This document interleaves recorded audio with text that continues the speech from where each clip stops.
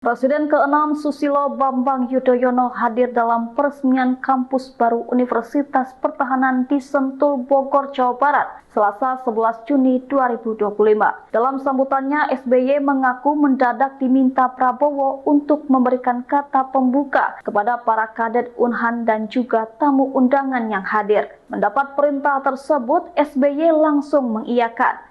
Bahkan saat menceritakan momen itu, Presiden kelima Republik Indonesia itu turut memberikan hormat ke Prabowo. Presiden pun langsung bertepuk tangan sambil tersenyum. SBY merasa bangga mendapat kesempatan berbicara di depan Presiden Prabowo. Menurutnya karena sudah perintah dari Panglima Tertinggi Tentara Nasional Indonesia, ia pun langsung menyatakan siap. Diketahui SBY merupakan salah satu perintis Unhan. Meski begitu, ia menekankan Prabowo menjadi pihak yang berhasil mengembangkan Unhan. SBY menyebut keberhasilan Unhan yang berkembang saat ini merupakan warisan kerja Prabowo, yang menyampaikan rasa terima kasih dan hormat ke Prabowo.